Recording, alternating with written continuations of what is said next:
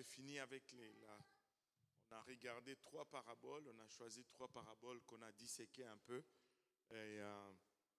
Et là, on est vers les derniers moments du Seigneur, avant sa crucifixion sur la terre.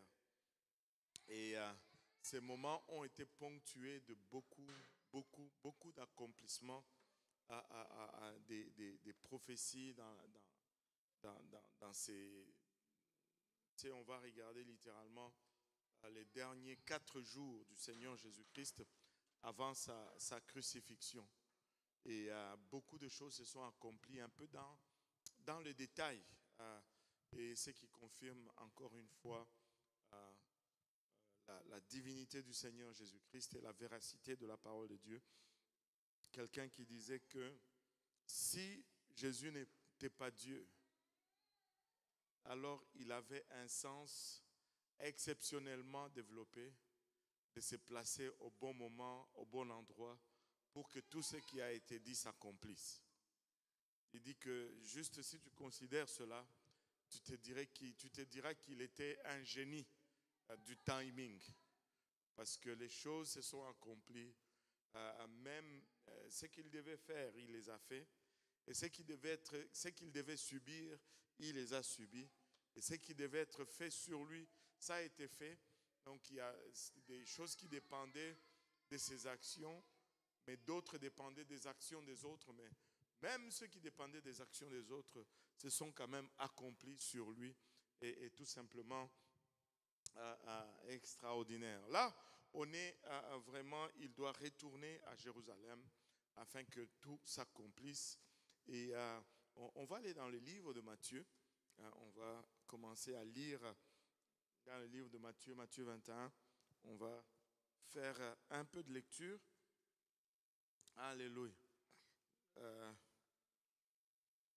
Content de voir Gabriel, c'est la première fois au service du lundi soir. Alléluia.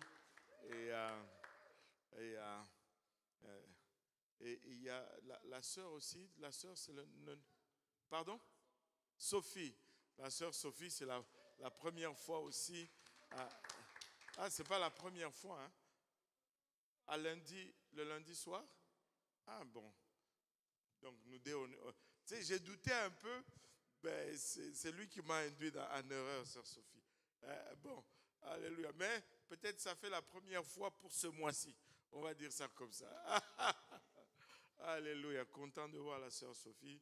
Et content de voir aussi la sœur Mélanie qui est là, qui se cache, qui est en train de prier, que je ne cite pas son nom.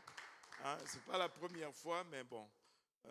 C'est la première fois depuis un petit bout. On va dire ça comme ça. Amen. Alléluia. Gloire au nom de Jésus. Et donc, voilà. Et aïe,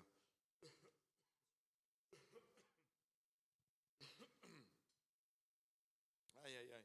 Ça était un lundi, je vous avoue, un lundi quand même assez lourd aujourd'hui.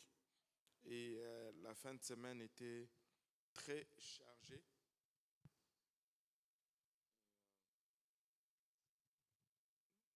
Mais le Seigneur est bon.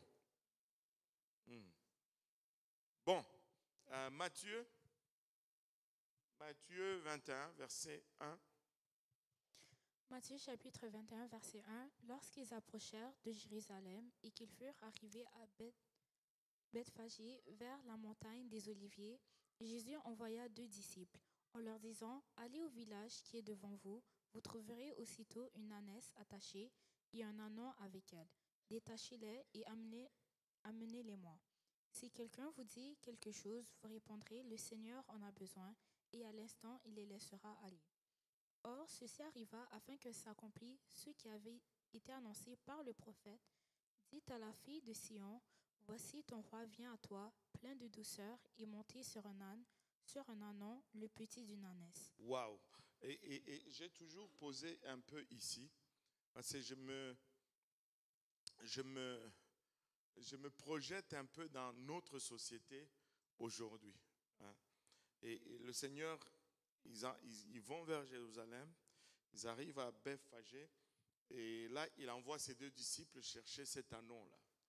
Maintenant, si on regarde aujourd'hui, bon, déjà même aujourd'hui, si tu as un anneau et que quelqu'un vient le prendre, tu vas vouloir savoir qui prend ta bête, où cette bête elle va. Mais il leur dit, si on vous demande où est-ce que vous allez avec cet anneau, dites-leur seulement que le Seigneur en a besoin et ils vont vous laisser aller. Et les autres évangiles nous certifient que cet anneau, c'était un anneau sur lequel personne n'était encore monté. C'est comme si tu avais une voiture toute neuve, parce que l'anneau, c'était leur moyen de transport. C'est comme si tu avais une voiture toute neuve qui est stationnée devant chez toi, et quelqu'un vient, il prend la voiture, et là tu dis, hey, où est-ce que tu vas avec ma voiture? Ben, ils te répondent, le Seigneur en a besoin. Et puis tu dis, c'est correct. Je ne pense pas. Je ne pense pas que ça va se passer comme ça. Quand le frère Simplice a acheté sa Hyundai, c'est quoi encore? Vénus. La Hyundai Vénus est stationnée en avant de chez lui. Un inconnu vient, il prend la voiture.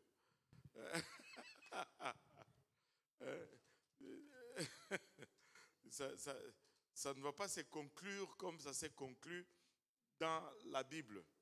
Et il va y avoir une commotion, il va y avoir des tiraillements. En tout cas. Mais ils sont pris et ils sont partis avec. Et cela s'accomplit, ce qui a été annoncé par les prophètes. Et si on regarde Zacharie 9, 9.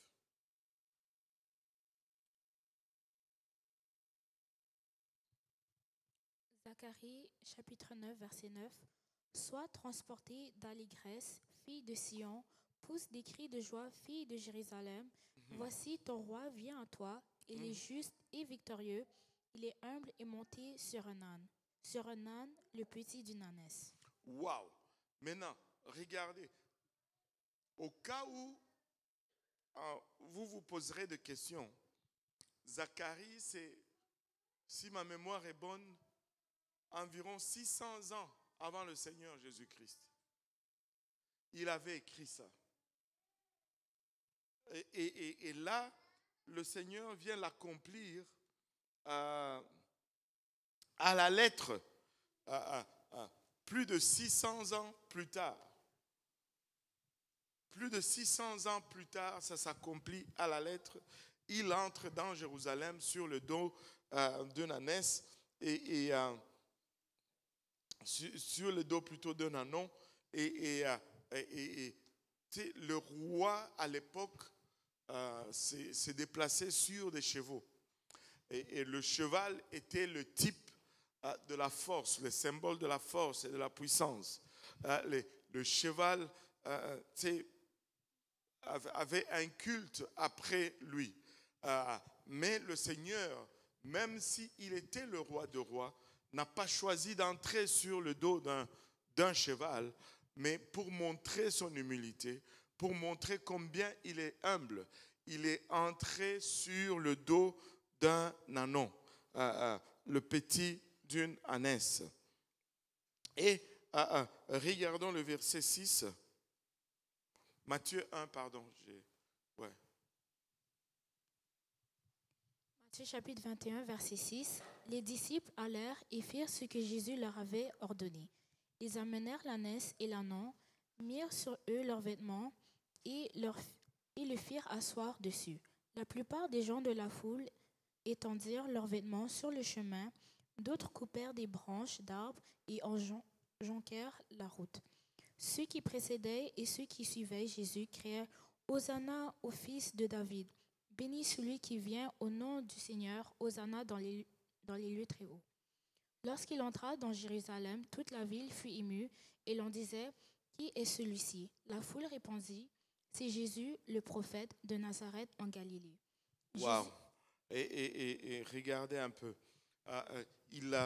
il entre dans la ville de Jérusalem et les gens l'accueillent en secouant des rameaux.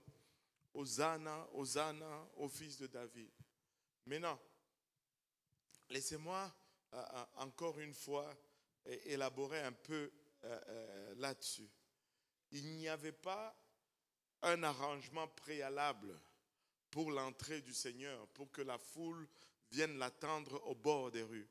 Il n'y avait pas un message Facebook ou TikTok ou Instagram qui disait que Jésus va venir aujourd'hui, sortons pour l'accueillir. Il n'y avait pas de protocole, il n'y avait pas d'arrangement. Mais ça a donné que on était dans un temps qui tombait dans le calendrier juif exactement. Et Jésus a accompli le calendrier juif. Jésus a accompli presque toutes les fêtes juives qui étaient célébrées annuellement. Ce jour de Rameau, c'est le jour où chaque famille sortait ou présentait aussi son agneau sacrificiel. Chaque année, chaque famille avait une brebis qu'ils offraient au nom de leur famille pour l'expiation de leurs péchés.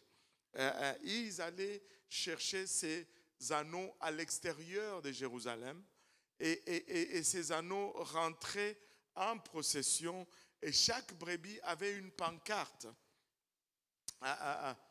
du nom de famille qu'elle était, pour laquelle elle allait être égorgée. Et c'est comme ça que ces foules-là attendaient pour l'entrée de ces troupeaux de brebis sacrificielles. Et Jésus est entré selon les érudits de la Bible. Il serait entré peut-être juste un peu avant cette procession ou peut-être juste un peu après cette procession, mais la plupart disent que c'était un peu après la procession des brebis sacrificielles pour différentes familles. Et ces troupes qui étaient là avec les rameaux ont accueilli l'entrée du Seigneur Jésus-Christ. Et dans l'Église catholique, vous rappelez-vous la messe des rameaux? Alléluia. Qui a fait la messe des rameaux? Oh, alléluia, amen, gloire à Dieu. et c'est en mémoire de ceci. C'est pour, tu sais, avant Pâques, on fait toujours la messe des rameaux. Maintenant, qui se souvient de la messe des cendres? La messe des cendres, alléluia. Là où on allait et puis on nous mettait la croix avec le cendre sur.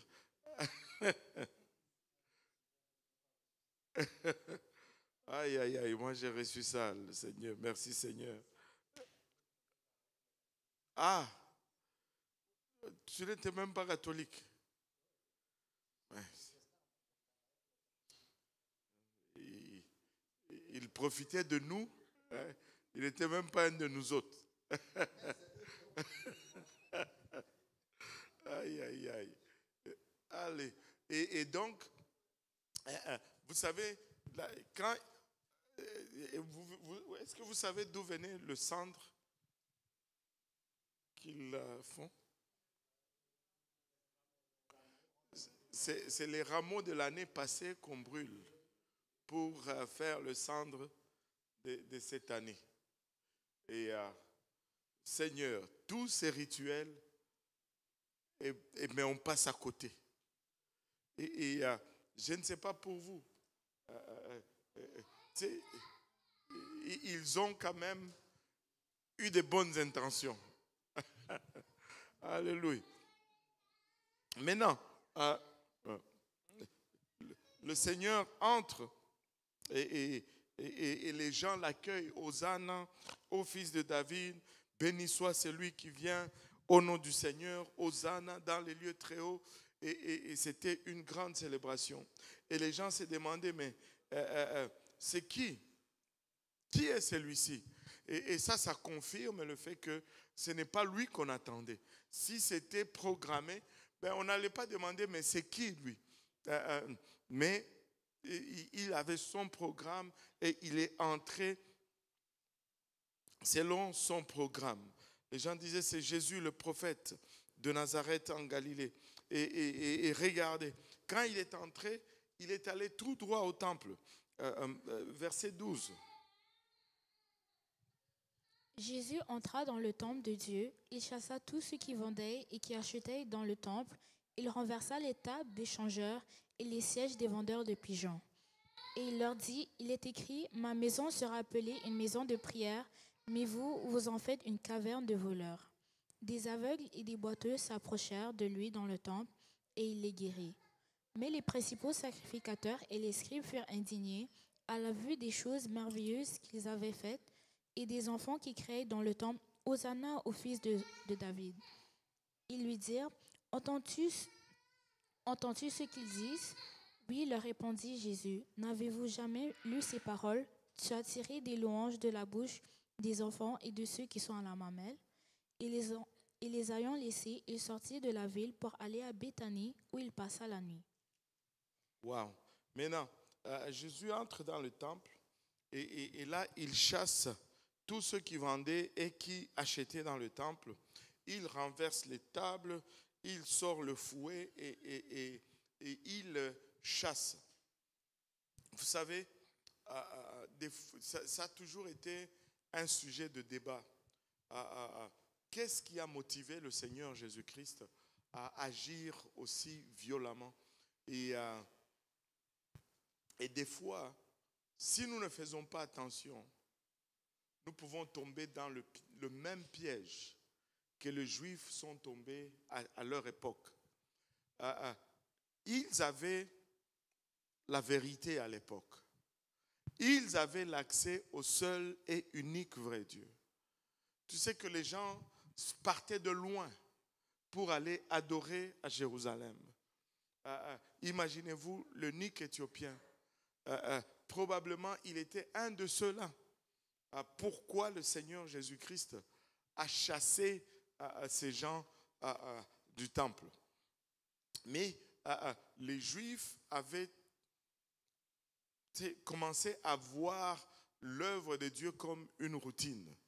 Et non seulement ils commençaient à voir l'œuvre de Dieu comme une routine, mais c'était devenu une occasion de s'enrichir. Dans la cour extérieure du temple, on vendait des animaux pour le sacrifice. C'est-à-dire les gens étaient devenus tellement occupés dans leur vie à faire de l'argent que, et pour calmer sa conscience, tu allais là-bas, tu achetais ton animal et puis tu donnais au sacrificateur, il faisait l'expiation pour toi et tu partais, tu retournais dans ta routine. Laissez-moi vous dire, peuple de Dieu, un sacrifice est supposé te coûter quelque chose. Et ce n'est pas supposé te coûter, c'est pas une question d'argent, c'est une question personnelle.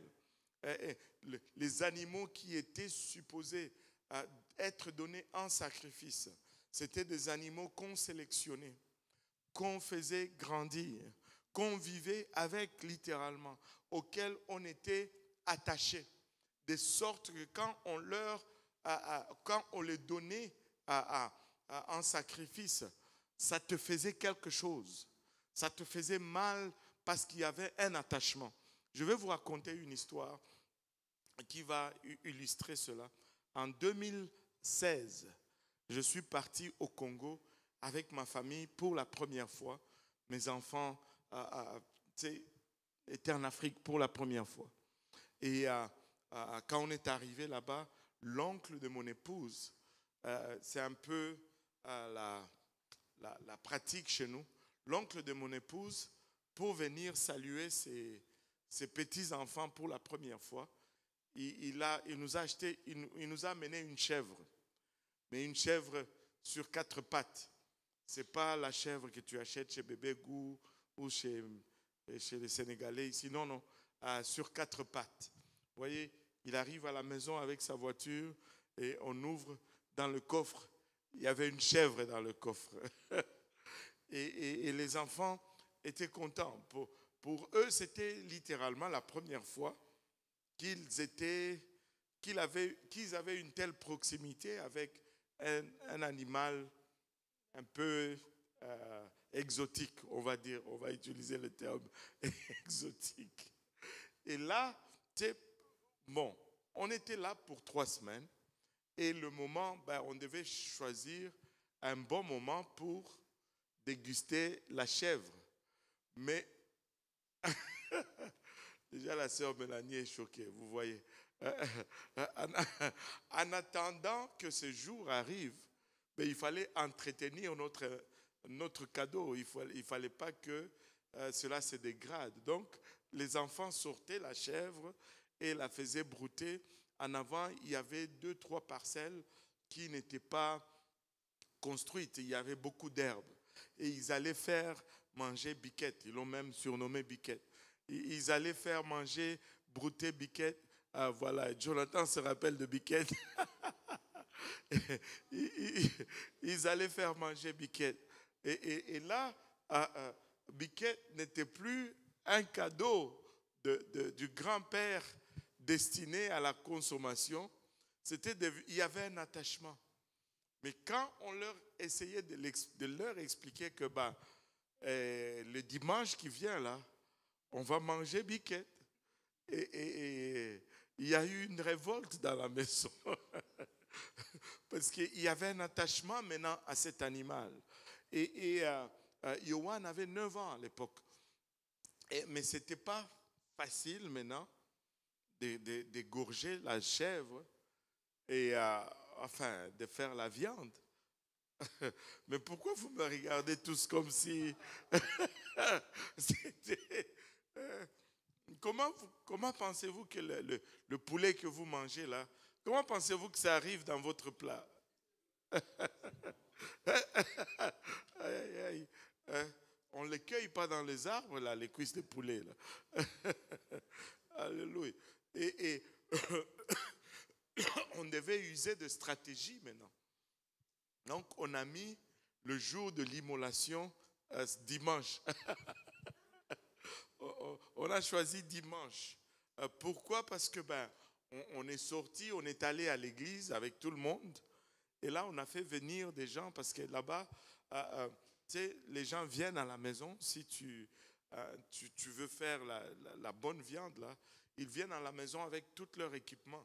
Ils ont un fût là qu'ils ont déjà coupé le fond, arrangé pour griller.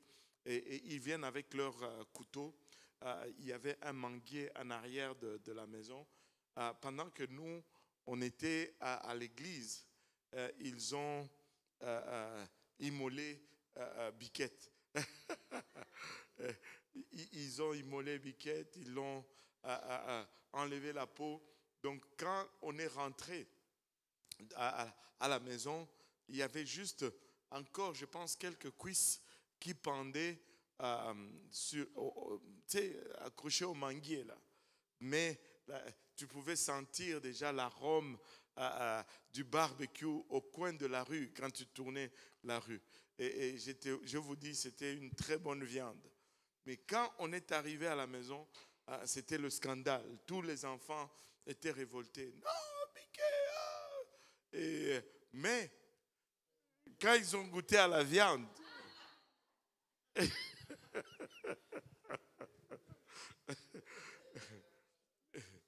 et quand on leur demandait est-ce que c'était bon? Ouais, c'était quand même bon. J'ai avoué. Et tu sais, quand tu passes du temps avec un animal, il y a un attachement qui se crée. Et c'est ce qui ajoutait à ce sacrifice. Mais le peuple de Dieu était rendu à une place où ils allaient juste acheter un animal et ça ne leur coûtait rien. Et il n'y avait pas de douleur, il n'y avait pas le prix payé. Certes, ils payaient de l'argent, mais il n'y a pas d'attachement.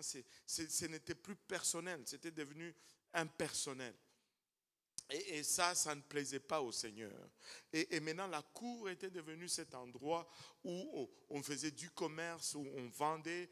Et la préoccupation, la raison de cela n'était plus. On parlait plus d'échange d'argent que du sacrifice et du péché qui était expié. Et maintenant, si on regarde cela, on peut dire, ok, c'est triste, c'est dommage, voilà ce qui est arrivé, mais il y a encore un autre niveau de tristesse dans l'histoire. Ce n'est pas tout le monde qui avait accès au temple. La parole de Dieu ou la loi qui devait être même dans la cour extérieure, maintenant était limitée dans le temple. La cour extérieure était un endroit d'échange. Or, il y avait des gens qui n'avaient pas accès au temple, que le plus proche qu'ils pouvaient s'approcher, c'était juste la cour extérieure. Le plus proche qu'ils pouvaient approcher d'un endroit où on pouvait leur expliquer ces choses, les choses de Dieu, c'était cette cour extérieure. Mais cette cour extérieure avait perdu, il n'y avait plus de parole dans cette cour extérieure. On ne parlait plus de Dieu dans cette cour extérieure. Mais ce n'est pas étonnant, que quand l'eunuque éthiopien, qui est parti de l'Éthiopie jusqu'à Jérusalem, il est en train de rentrer chez lui, mais il n'a rien appris au fait. Parce que quand Philippe lui demande, est-ce que tu comprends qu'est-ce que tu es en train de lire, qu'est-ce qu'il répond? Qu'est-ce qu'il a répondu? Allez, come on.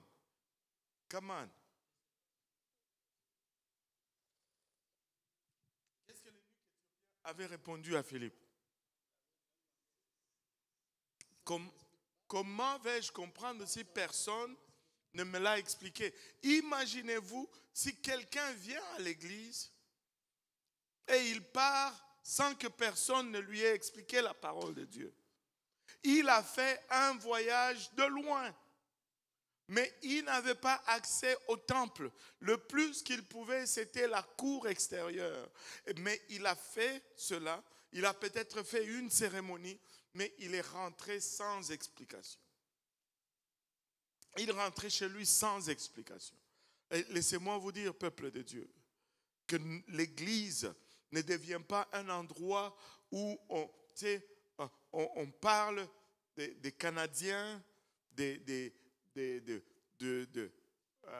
la Coupe du Monde, de la CAN, frère Simplice. Que quand les gens viennent ici, qu'ils reçoivent ce qu'ils sont venus chercher. C'est que ça ne soit pas un endroit où, n'amenons pas les choses du monde dans l'église. C'est un endroit sacré. Donnons l'opportunité à ceux qui viennent d'entendre au sujet de ce Dieu qui n'a pas hésité à revêtir de la chair et à venir mourir pour eux. Amen. Que l'église ne soit pas... On ne vient pas pour apprendre comment devenir riche à l'église. On vient pour être sauvé. Amen. On vient pour connaître le salut. Allô? Alléluia. Et je vais juste prendre une gorgée. Et le Seigneur Jésus-Christ était fâché. Et il a renversé la table des changeurs. Il dit, il est écrit que ma maison sera appelée la maison de prière. Mais vous en avez fait une caverne de bandits et de voleurs. Et laissez-moi vous dire que ceci soit un lieu où qu'on garde le côté sacré de ces lieux. Vous savez, l'église, c'est une salle d'accouchement. C'est la salle d'accouchement, c'est là où on est spirituellement. Et vous savez, la caractéristique d'une salle d'accouchement, c'est quoi? Ça doit être stérilisé. Et ça doit être propre. Et, c'est un moment fragile quand l'accouchement s'est fait. La maman est fragile, le bébé est fragile aussi. On doit s'assurer que tout est stérile pour préserver et la maman et le bébé qui naissent. Amen. Gardons nos histoires de meilleure équipe de soccer à l'extérieur. Gardons nos histoires des Canadiens à l'extérieur. Gardons nos histoires de je ne sais pas quoi trop, mais à l'extérieur, ceci est un lieu sacré. Amen. Alléluia. Jésus a renversé leur table. Maintenant, il y a autre chose qui s'est passé. On va regarder un peu. Regardons le verset 18 à 22. Le matin, en retournant à la ville, il eut faim. Voyant un figuier sur le chemin, il s'en approcha, mais il n'y trouva que des feuilles. Et il lui dit que jamais fruit ne naisse de toi. Et à l'instant, le figuier sécha. Les disciples qui virent cela furent étonnés et dirent, « Comment ce figuier est-il devenu sec en un instant ?» Jésus leur répondit, « Je vous le dis en vérité, si vous aviez de la foi et que vous ne doutiez point, non seulement vous ferez ce qui a été fait à ce figuier, mais quand vous direz à cette montagne, ôte-toi de là et jette-toi dans la mer, cela se ferait. Tout ce que vous demandez avec foi par la prière, vous le recevrez. »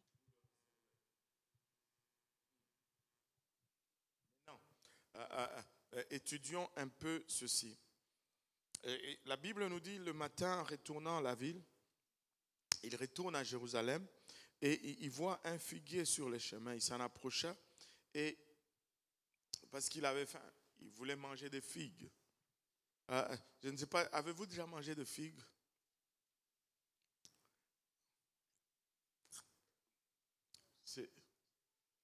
Ouais, peut-être. C'est très bon.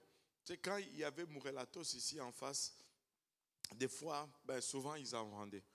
Dans des magasins un peu européens, là, c'est quoi l'autre supermarché grec là qui Adonis, des fois tu trouves des figues secs, plutôt frais. Mais des fois tu peux trouver aussi des figues secs.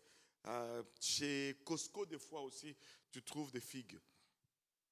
Mais non, c'est un bon fruit, le figue. Surtout quand il est bien mûr. Moi, il y en a des vertes, il y en a aussi qui sont comme noires ou bleues, violets, quelque chose comme ça. Ouais. Et quand c'est mûr, là, le fond de la figue craque littéralement. Et il y a un jus comme du miel qui coule de ça, là. C'est doux, c'est très bon. Mais le Seigneur avait faim, ok? Et il voit le figuier et il va voir s'il y a des figues là, parce qu'il voulait en manger. Mais quand il s'approche, il voit que il n'y a pas de figues. Les autres évangiles vont même nous préciser que ce n'était pas la saison des figues. Maintenant, ceci devrait susciter un peu de questionnement dans le cerveau de quelqu'un qui porte un peu attention aux détails. Amen. On ne parle pas de Thierry. Je n'ai pas, Ariel n'est pas là aujourd'hui. Moi, mince, il me manque quelque chose. On ne parle pas de Thierry. Bon, tu vas remplacer Ariel.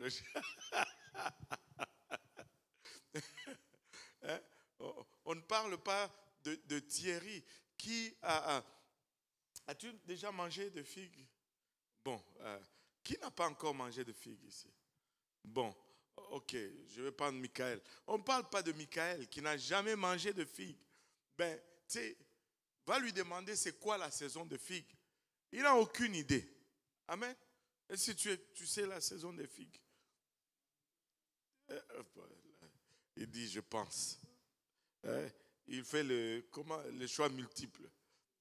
Il y a 4 saisons. Il fait Boulinde, Koto, Vata, comme c'est Karimo, Longolongo, Chamamba. Ça, c'est le chant qu'on faisait au pays quand on tirait au sort. Là. Et, non, si tu ne sais pas, dis, je ne sais pas. Amen. Et donc, mais là, on parle du Seigneur Jésus-Christ. Non seulement il connaissait c'était quoi un figuier, non seulement il connaissait c'était quoi le fruit, mais c'est lui qui l'a créé littéralement. C'est lui qui a déterminé la saison que cet arbre allait produire ses fruits. Vous savez, les fruits diffèrent des saisons. Les arbres diffèrent des saisons qu'ils donnent leurs fruits là. Et il savait c'était quoi la saison. Amen. Mais il est allé quand même chercher. Tu te dis, mais qu'est-ce qui se passe? Mais il y avait plus, ou je devrais plutôt dire, il y a plus dans cette histoire que juste le désir de manger un fruit en particulier. La Bible nous dit, il dit que jamais fruit ne naisse de toi et en l'instant, le figuier sécha. D'autres évangiles vont nous dire, il va dire que plus personne ne mange de ton fruit. Et puis, waouh! Mais pourquoi on dirait que il y a plus que juste ce qu'on lit là. C'est comme si quelqu'un t'avait fait déjà quelque chose il y a longtemps, tu attends en tournant, il a juste toussé, et là toi tu le roues de coups. Il dit mais attends, il a juste, ce qu'il a fait ne mérite pas ce que tu lui donnes, mais tu es en train de lui donner pour ce qu'il a fait il y a 2-3 mois en arrière. Amen. Mais c'est littéralement ce qui se passe ici. Retournons un peu en arrière. Retournons un peu au début. Genèse, chapitre 3. Verset 7. Si ma mémoire est bonne.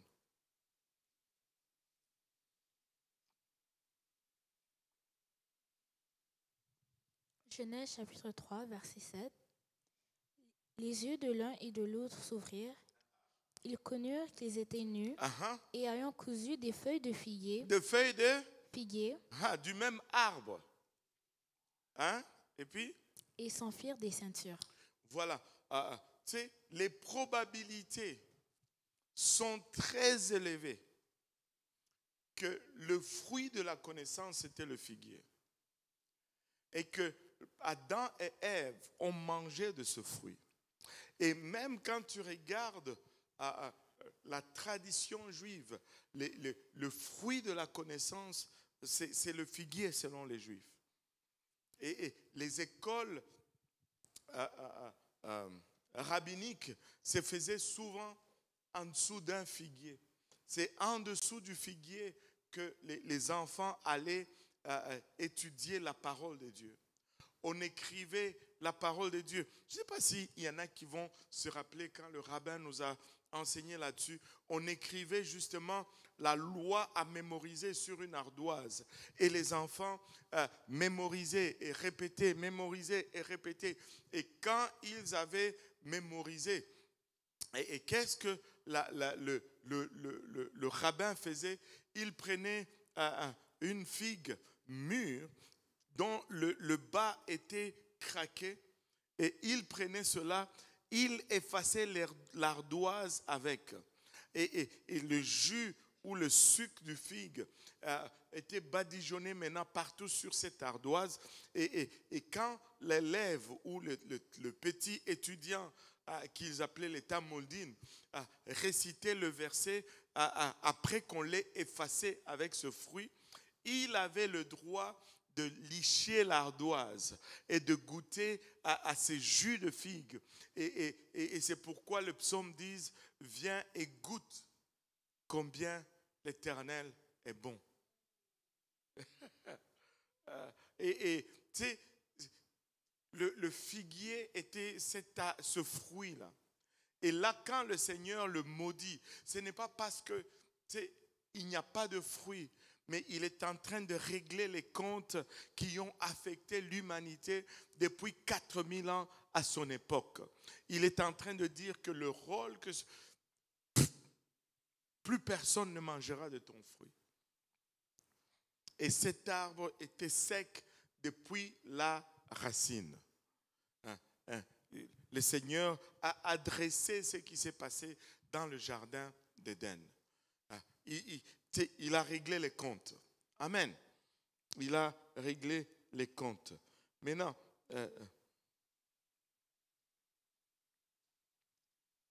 et regardez.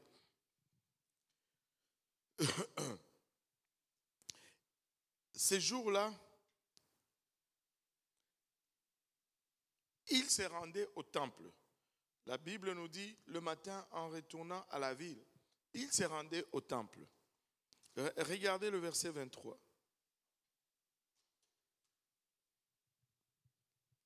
Jésus se rendit dans le temple et pendant qu'il enseignait, les principaux sacrificateurs et les anciens du peuple vinrent lui dire, « Par quelle autorité fais-tu ces choses et qui t'a donné cette autorité ?» Jésus leur répondit, « Je vous adresserai aussi une question. Et si vous m'y répondez, je vous dirai par quelle autorité je fais ces choses. Le baptême de Jean, d'où venait-il? Du ciel ou des hommes? » Mais ils raisonnèrent ainsi entre eux. Si en nous répondons du ciel, il nous dira, « Pourquoi donc n'avez-vous pas cru en lui ?» Et si nous répondons des hommes, nous avons à craindre la foule, car tous tiennent Jean pour un prophète.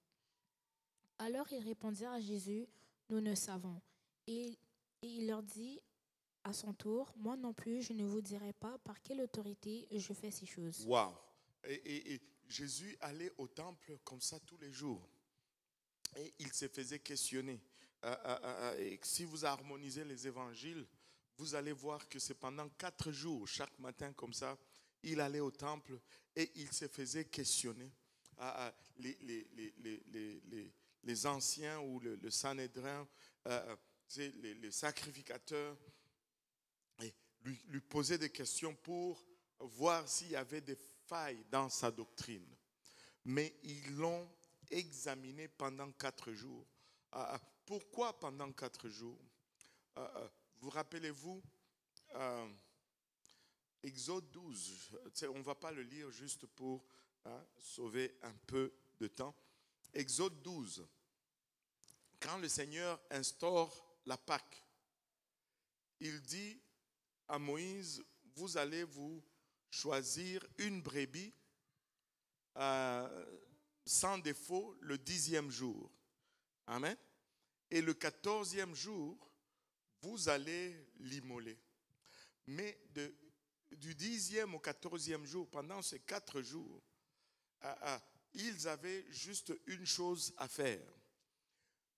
À observer la brebis, à l'inspecter, afin de s'assurer qu'elle était sans défaut, qu'elle était sans tache. Et maintenant, Jésus qui a été introduit, vous rappelez-vous comment il a été introduit par Jean-Baptiste, Jean 1, 29, « Voici l'agneau de Dieu qui ôte le péché du monde. » Et c'est lui notre brebis sacrificielle. Mais avant qu'il ne soit sacrifié, il devait être inspecté pendant 4 jours pour voir s'il n'y avait pas de défaut en lui. Et il a été inspecté pendant 4 jours. Il a été inspecté pendant 4 jours. Mais vous savez, le verdict a été donné. Le verdict a été donné.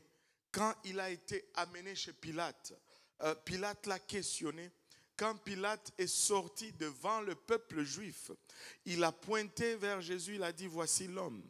Et il a fait cette déclaration, je ne trouve aucune faute en lui. Jésus a été inspecté, vérifié, et on n'a pas trouvé de faute en lui. Et il a été jugé digne d'être sacrifié comme brebis pour l'expiation de nos péchés. Encore là, il accomplit la parole, il accomplit la loi juive. 4 jours d'inspection.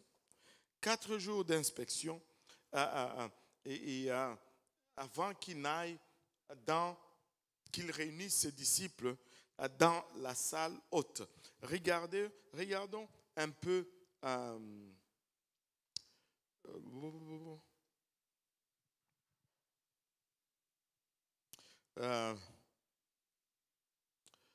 Matthieu 26.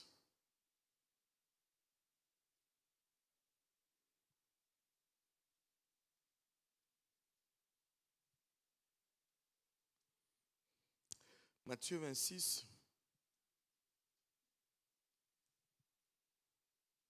J'avais dit autre chose. Hein? Matthieu 26, c'est bon. Et regardons un peu. Attendez un peu. Destruction of the temple. Ok, Matthieu 26, on va le lire à partir du premier verset. Matthieu chapitre 26. Lorsque Jésus eut achevé tous ses discours, il dit à ses disciples, « Vous savez que la Pâque a lieu dans 2 jours et que le Fils de l'homme sera livré pour être crucifié. » Alors les principaux sacrificateurs et les anciens du peuple se réunirent dans la cour du souverain sacrificateur appelé Caïphe et délibérèrent sur les moyens d'arrêter Jésus par ruse et de le faire mourir. Mais ils dirent que ce ne soit pas pendant la fête afin qu'il n'y ait pas de tumulte parmi le peuple. Là, le complot est fait pour qu'il soit tué. Et ils ont eu un débat intense. C'est pour savoir quoi faire avec ces Jésus qui leur causait des problèmes. Et ils ont décidé de les tuer. Le plan était maintenant en marche. Mais avant cela, Jésus a institué tout ceci, rentré dans la célébration de la Pâque juive. C'était leur fête la plus importante, en fait, qui marquait leur sortie de l'Égypte. Et là où ils ont célébré la toute première Pâque. Et là, le Seigneur reste dans le même cadre et il va célébrer la Pâque avec ses disciples. Verset 17. Et, pendant que les Juifs complotent pour le tuer, et là, lui, il va célébrer la dernière Pâque avec ses disciples. Et durant cette Pâque, il va instaurer d'autres choses, d'autres éléments. Nous avons fait l'action de grâce. C'est à partir de ce jour-là que le Seigneur a instauré ce que nous appelons communément aujourd'hui la Sainte Seine. Ce n'était pas une pratique de Juifs dans la Pâque juive de faire cela. Et eux, ils mangeaient l'agneau et ils accompagnaient cela avec des herbes amères. Il y a des gens qui pratiquent encore aujourd'hui la Pâque juive. Mais nous ne pratiquons pas la Pâque juive. Nous pratiquons, nous célébrons les ressuscités. Amen. Et donc, verset 17, allons voir un peu. Le premier jour des pains sans levain, les disciples s'adressèrent à Jésus pour lui dire, « Où veux-tu que nous te préparions le repas de la Pâque ?» Il répondit, « Allez à la ville chez un tel, et vous lui direz, le maître dit, « Mon temps est proche, je ferai chez toi la Pâque avec mes disciples. » Les disciples firent ce que Jésus leur avait ordonné, et ils préparèrent la Pâque. Le soir étant venu, il se mit à table avec les 12. Pendant qu'ils mangeaient, il dit, « Je vous le dis en vérité, l'un de vous me livrera. » Ils furent profondément attristés, et chacun se mit à lui dire, « Est-ce moi, Seigneur ?» Il répondit, « Celui qui a mis avec moi la main dans le plat, c'est celui qui me livrera. Le Fils de l'homme s'en va, selon ce qui est écrit de lui. Mais malheur à l'homme par qui le Fils de l'homme est livré. Mieux vaudrait pour cet homme qu'il ne fût pas né. » Judas, qui le livrait, prit la parole et dit, « Est-ce moi, Rabbi ?» Jésus lui répondit, « Tu l'as dit. » Wow. Maintenant, regardons un peu ceci parce que je peux voir déjà des questions dans les bulles au-dessus des têtes de certaines personnes. Et c'est un passage qui suscite aussi quelques interrogations. Amen.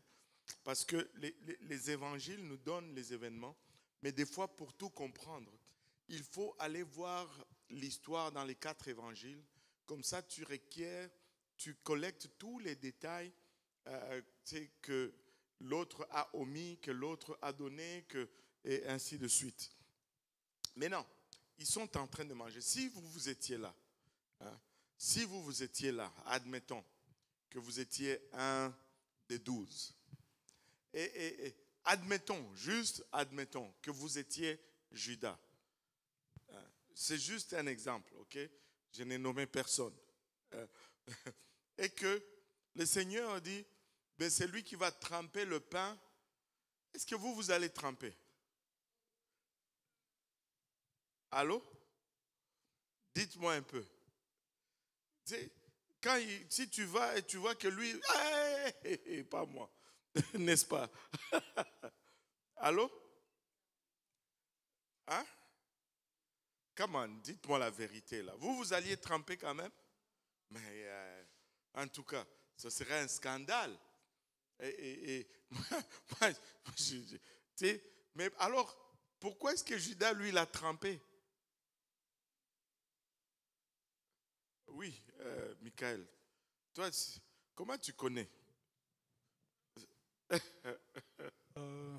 Bon, il a trompé parce que comme Jésus l'a dit, et Jésus c'est Dieu, ce qu'il dit s'accomplit. Donc Judas par conséquent il a trompé. Mais il était libre. Oui. Là ce que tu veux dire, c'est que la main du destin s'est saisie de la main de Judas. Lui, il ne voulait pas.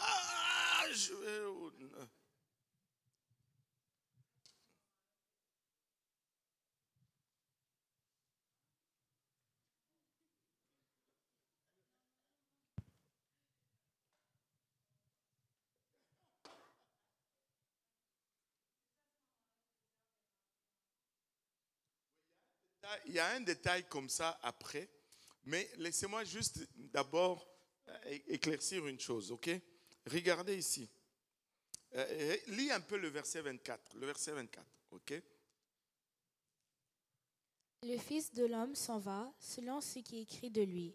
Mais malheur à l'homme par qui le Fils de l'homme est livré, mieux vaudrait pour cet homme qu'il ne fût pas né. Bon, Jésus ne dit pas Judas, bien qu'il savait que c'était lui.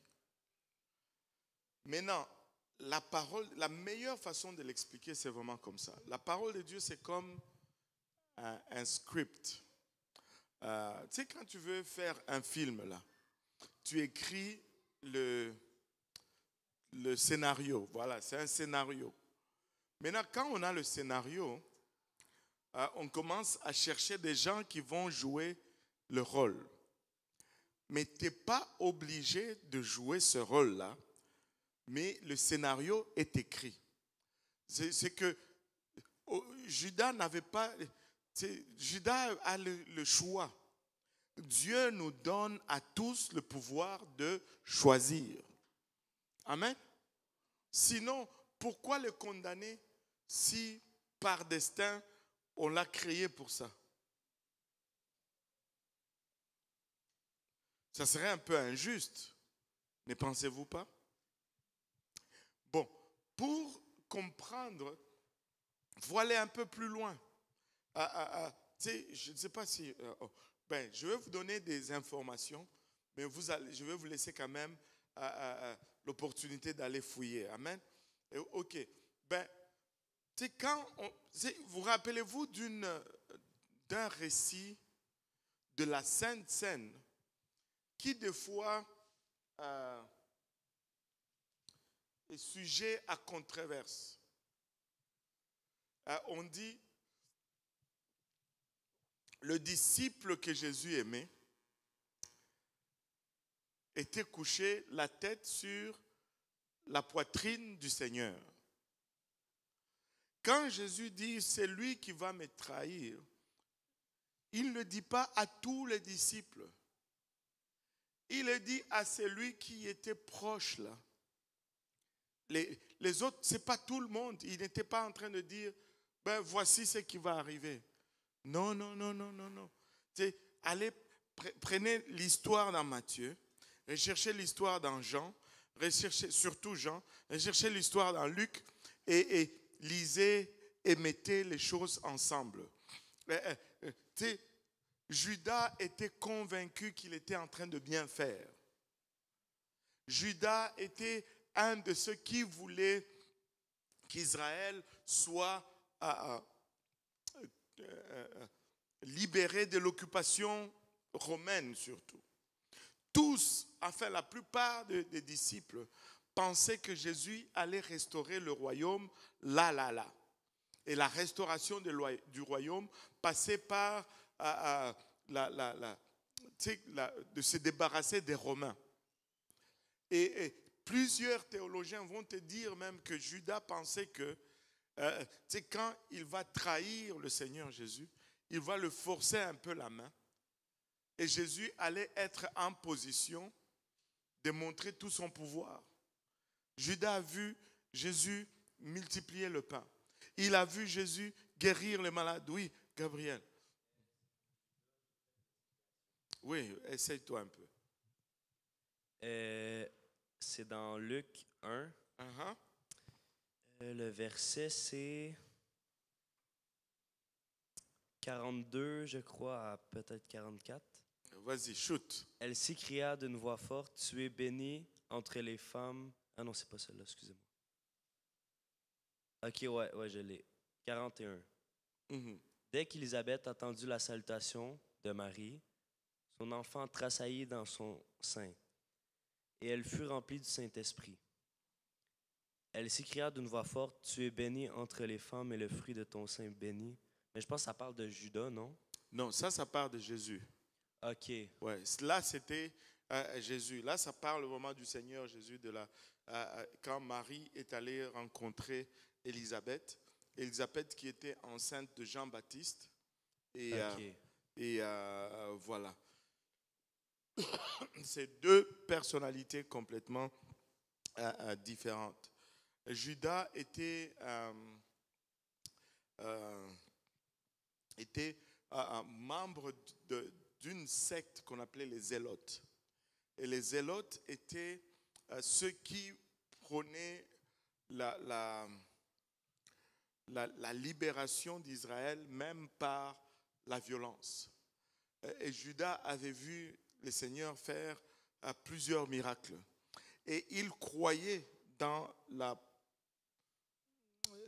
le pouvoir que le Seigneur avait. Et il aurait pensé qu'en le mettant entre les mains des Romains comme ça, que Jésus allait claquer des doigts et qu'il allait sortir. C'est pourquoi, apparemment, quand Jésus a été crucifié, que rien n'est arrivé, il était plein de remords. Il est allé retourner l'argent. Et qu'est-ce qu'il a dit?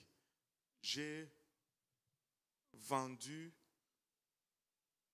le sang d'un innocent. Et les résultats qu'il escomptait ne sont pas arrivés. Il dit, mais là, je me dis, il s'est dit, c'était probablement pas lui, c'était pas le libérateur. J'ai vendu un innocent, là, littéralement. Donc, je suis sûr que si nous étions là, nous n'allions pas tremper le pain. Tu sais que, alléluia, j'allais même sortir de la salle. J'ai dit, je vais manger après. Mais le scénario est écrit. C'est que Dieu, le plan de Dieu va s'accomplir. Mais toi, tu vas choisir le rôle que tu vas jouer dans le plan de Dieu. Choisis bien ton rôle. N'accepte pas le rôle des méchants. Sois du bon côté. Tu vois, il y a toujours les méchants et les bons. Sois du côté de bon. Parce que même si les films, on a l'impression que les bons souffrent, à la fin, le bon gagne toujours. À la fin, les bons finissent toujours par la victoire, n'est-ce pas? Hein? Quand j'étais à l'école, je devais ajouter du crédit pour finir mon truc au cégep. Et je devais prendre un cours d'été, un cours complémentaire quelconque là. Je me disais, qu'est-ce que je prends? Je voulais juste quelque chose de facile que je n'aurais pas besoin de me casser à étudier. J'ai voulu m'inscrire dans une classe d'italien, mais il n'y avait plus de place. Je me suis dit, ben, je fais quoi? Et j'ai pris cinéma américain. J'ai dit, bon, ça peut ne pas être plate. et j'ai pris le cours de cinéma américain au cégep. Et on a étudié comment le cinéma, le film américain est basé vraiment sur l'éthique des protestants. C'est-à-dire l'éthique du travail. Le bon et le méchant. Le bon va travailler dur, il va souffrir, mais à la fin, il y a toujours ce qu'ils appellent un happy ending. Le héros finit toujours par vaincre, mais ça véhicule toujours un message. C'est que le travail et le sacrifice payent. Mais aujourd'hui, on voit qu'on a dérouté même de cela. On commence à voir même dans des films des méchants qui gagnent. Mais ce n'est pas supposé être comme ça. Anyway. Une question? Pardon? Trouvez la réponse de...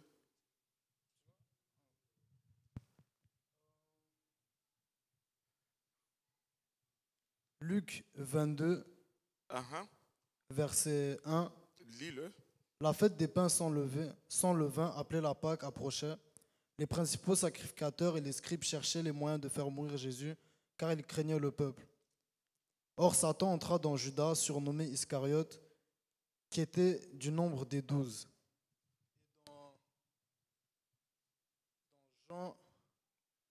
Dans Jean 13, verset 2, ça dit, pendant le souper, lorsque le diable avait déjà inspiré au cœur de Judas Iscariote, fils de Simon, le dessein de le livrer, Jésus, qui savait que le Père avait remis toutes choses entre ses mains, qu'il était venu de Dieu et qu'il s'en allait à Dieu, se leva de la table, ôta ses vêtements et prit un linge dont il se ceignait. Donc je pense que Judas, au fait, il avait déjà... Satan était déjà entré dans Judas avant même le repas. Avant même. Et Judas, c'est quelqu'un que si tu étudies, il y a beaucoup de choses déjà dès le départ qui montraient que il y avait un problème dans sa marche. Et un peu avant, Jésus était, je pense, verset chapitre 21, quand il est entré à Jérusalem, quand il a été oint, non, c'est le même. Mais je ne pense pas que c'est dans Matthieu. Quand on a versé l'huile sur les jambes, le pied du Seigneur, et qu'on a brisé l'alabastre, et Judas a dit, mais pourquoi on ne prend pas ce parfum qui est si cher et qu'on le vend et qu'on donne l'argent aux pauvres? Mais la Bible dit ceci, qu'il n'a pas dit cela parce qu'il avait la compassion des pauvres, il a dit cela parce qu'il était trésorier et il volait dans la caisse dans la trésorerie. Tu sais, ces choses-là, on le voit même aujourd'hui là. Et très souvent, moi, ça m'allume toujours une lumière. Quand quelqu'un critique ce qu'une autre personne fait pour honorer un serviteur de Dieu. C'est quoi ça semble noble, mais même si on vendait cela, on ne pouvait pas nourrir tous les pauvres de la terre. Il allait toujours y avoir des pauvres à nourrir. Amen. Mais très souvent, on va voir que la motivation n'est pas à la bonne place. Alléluia. Maintenant, Judas est allé le vendre et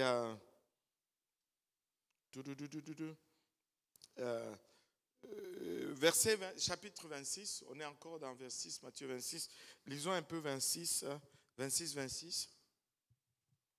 Pendant qu'il mangeait, Jésus prit du pain et après avoir rendu grâce, il le rompit et le donna aux disciples en disant « Prenez, mangez, ceci est mon corps. » Il prit ensuite une coupe et après avoir rendu grâce, il la leur donna en disant « Buvez en tous, car ceci est mon sang, le sang de l'alliance qui est répandu pour plusieurs pour la rémission des péchés.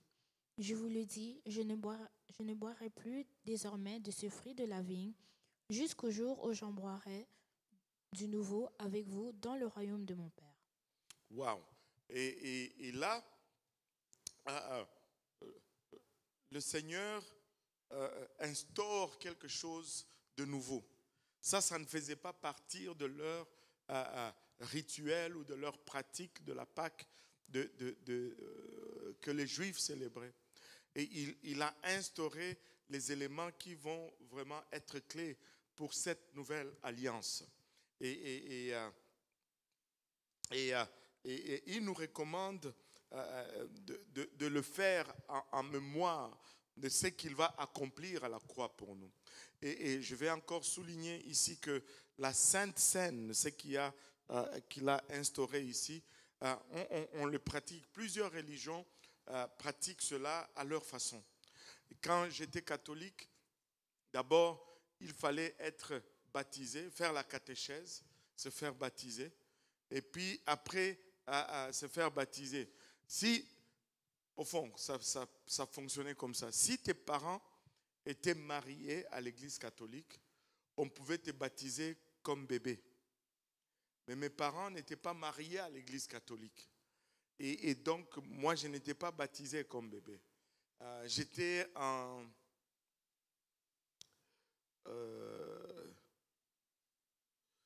j'avais 12 ans ou 13 ans quand je me suis fait baptiser. J'ai fait la catéchèse et après quasiment 8 mois ou 1 an de catéchèse, c'était la galère ce temps-là. Et je me suis fait baptiser et on a communié. Et chez les catholiques, ça c'est le salut, là. Si tu ne prends pas la communion, tu n'es pas sauvé. Et si tu as fait quelque chose de mal, si tu avais déjà reçu le sacrement de la communion, on va t'excommunier. T'excommunier, c'est-à-dire tu n'as plus droit de prendre la communion, donc toi tu ne vas pas au ciel. Mais la communion, ce n'est pas, cette sainte scène, ce n'est pas ce qui nous sauve. C'est une commémoration de ce qui a été fait pour que nous puissions être sauvés. Nous sommes sauvés par le moyen de l'évangile. C'est l'évangile qui sauve. 1 Corinthiens 15, on va le lire juste pour la beauté de l'évangile. Amen. 1 Corinthiens 15. Victoria, tu traînes.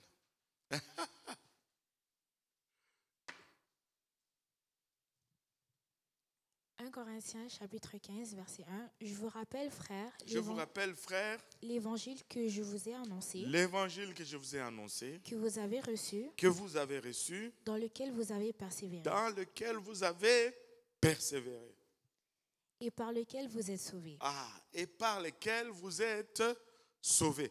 Nous sommes sauvés par le moyen de l'évangile. C'est l'évangile, c'est l'obéissance à l'évangile qui nous sauve. C'est la persévérance dans l'évangile qui nous sauve. Et puis, il continue en disant, si vous le retenez tel que je vous l'ai annoncé, autrement vous aurez cru en vain. Autrement vous aurez cru en vain. Si vous ne persévérez pas dans l'évangile, si vous altérez l'évangile, si vous n'obéissez pas à l'évangile, votre croyance est vaine. C'est partout dans la chrétienté, ils vont dire crois seulement et tu seras sauvé. Ils vont donner l'exemple du j'aime le terme qu'ils utilisent souvent, le larron à la croix. On ne dit même plus le voleur, on dit le larron. C'est le voleur à la croix ou le brigand à la croix. Laissez-moi vous dire ceci.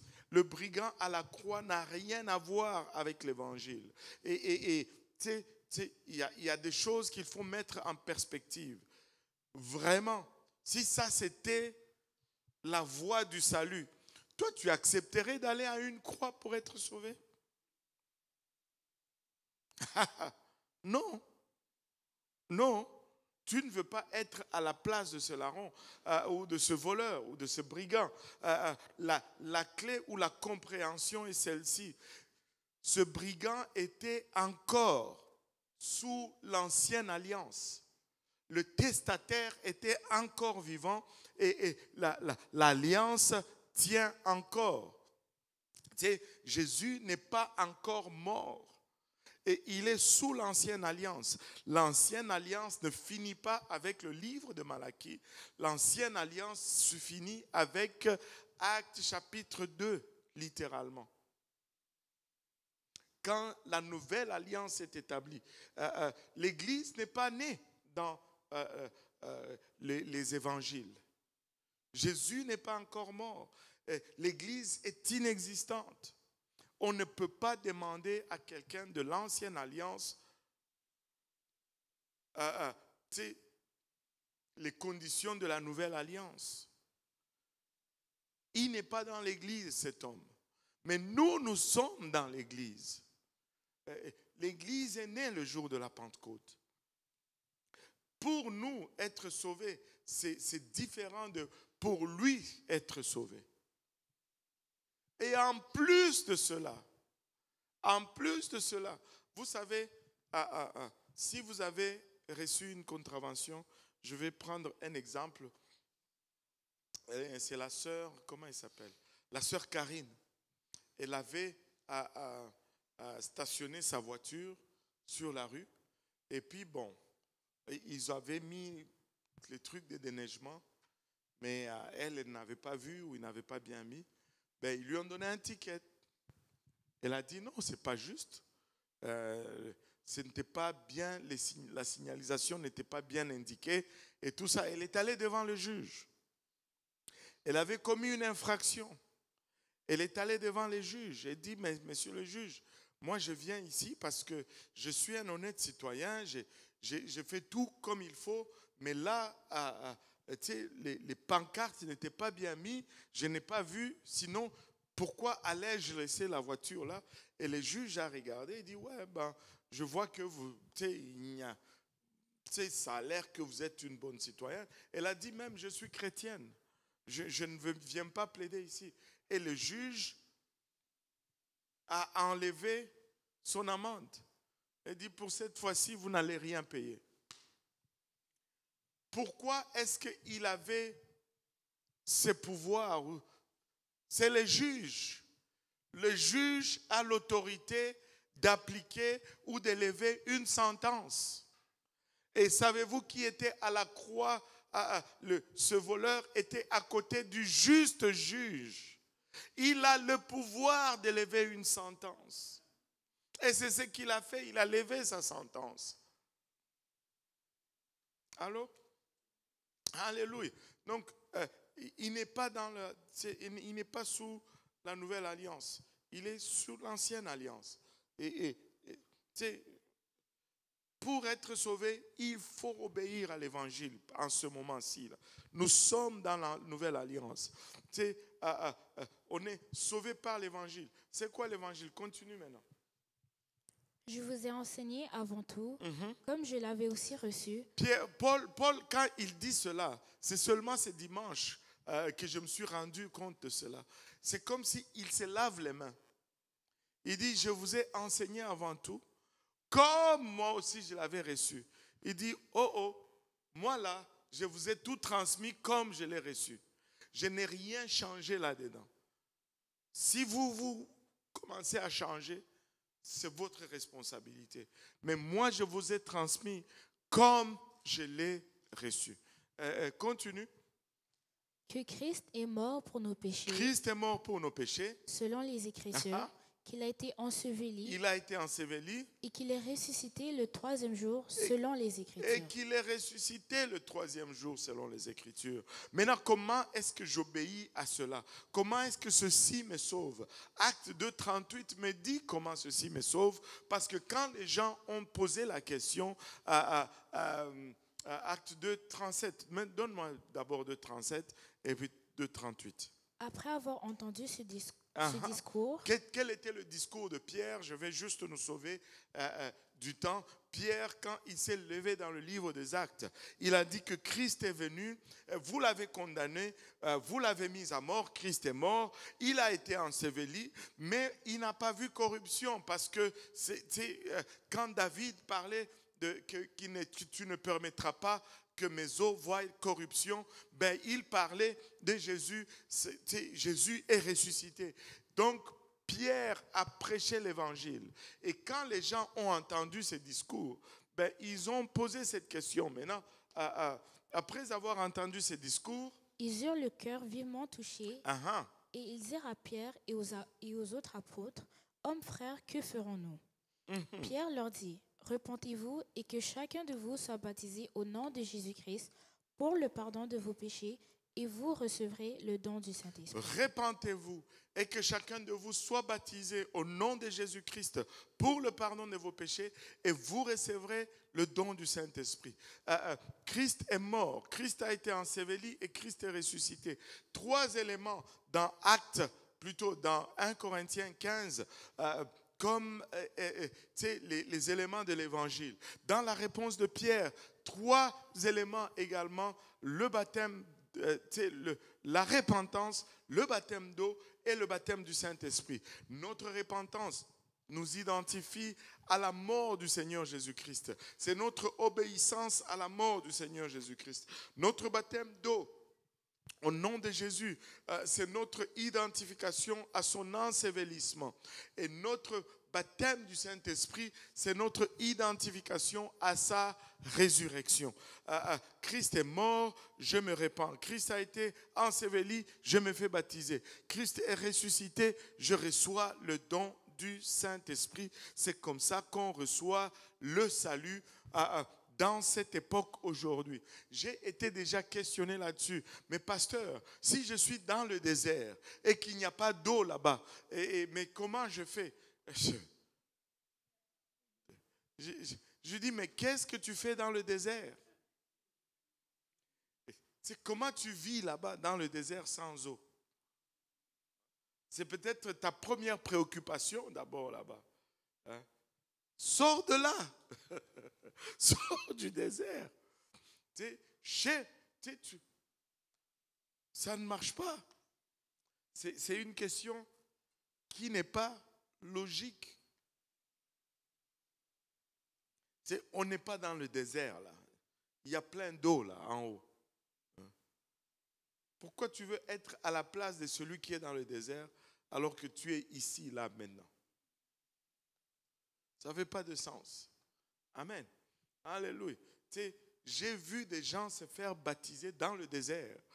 Quand l'armée américaine était en Irak, il y a des comment on les appelle encore, des chapelains.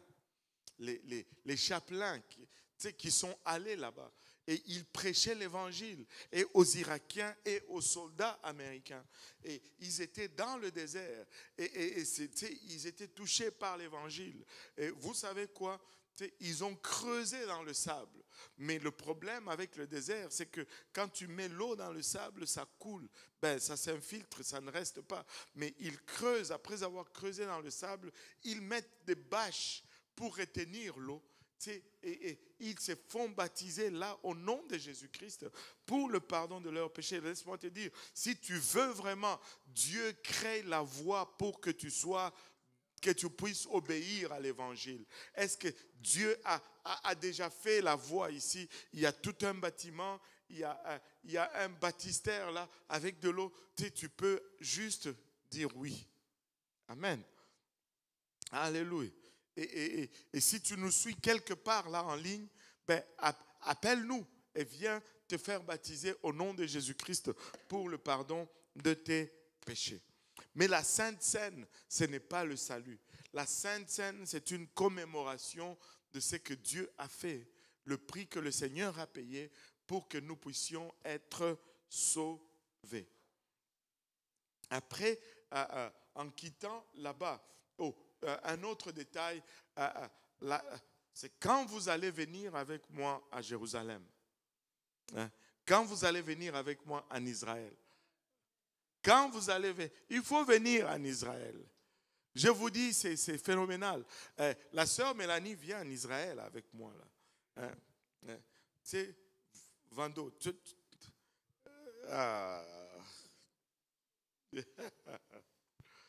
C'est chaud, l'hiver est là. C'est chaud encore. Quel chaud.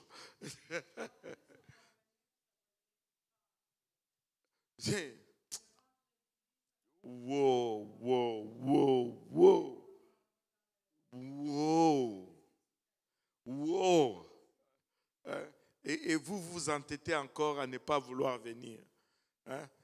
C'est votre problème. Hein? C'est maintenant qu'il faut le faire. Alléluia. On va aller dans la salle, dans le lieu où il y a eu la Sainte Seine. Là. On va aller dans ces lieux-là. Maintenant, plusieurs les érudits, les historiens disent que il y a deux écoles de pensée. Ils disent que les lieux, c'est le même, c'est le mont Sion. C'est là où ils ont fait la Sainte Seine. C'est là où également le Saint-Esprit est descendu aux apôtres. C'est la même place.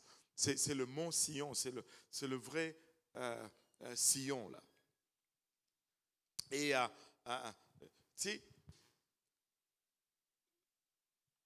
on va être dans la même place où le Saint-Esprit est tombé pour la première fois. On va être dans la même place où la toute première Sainte Seine était faite.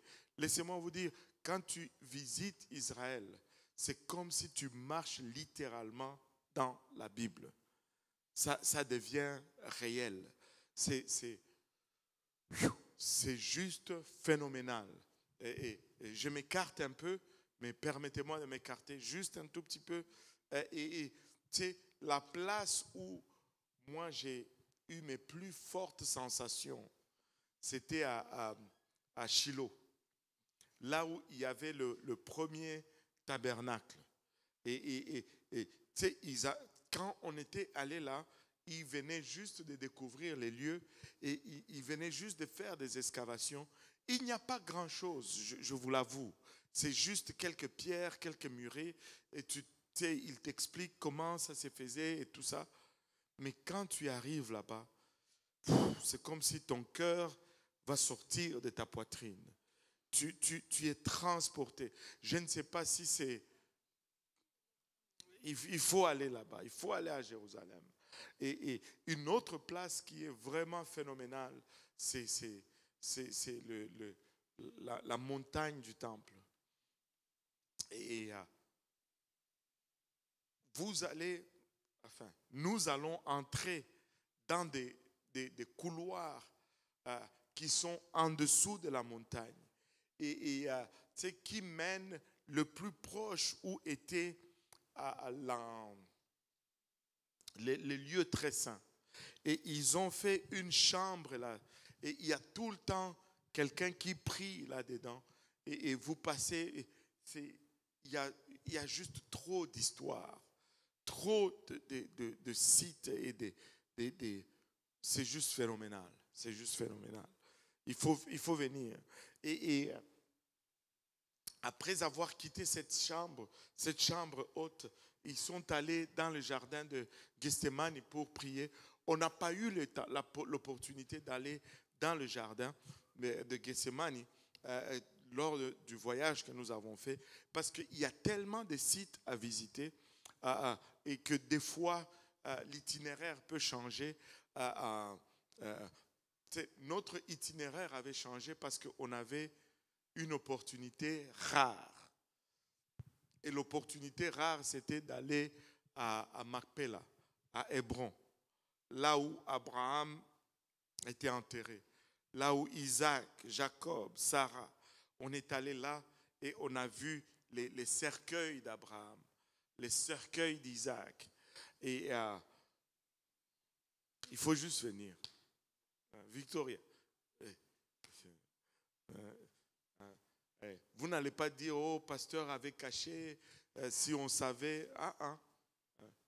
Moi j'ai dit, hein. Amen. Bon, on va avancer un peu. Là, il est allé dans le jardin de Gethsémani et là, il a prié. Il a prié. Et regardons un peu. Ça, c'est aussi un autre passage qui cause beaucoup de controverses et qui, des fois, donne du trouble aux chrétiens pentecôtistes qui disent que Jésus, c'est Dieu. Mais au contraire, ça devait donner du trouble à ceux qui croient dans la Trinité, au fait. Anyway, lisons ça. 36.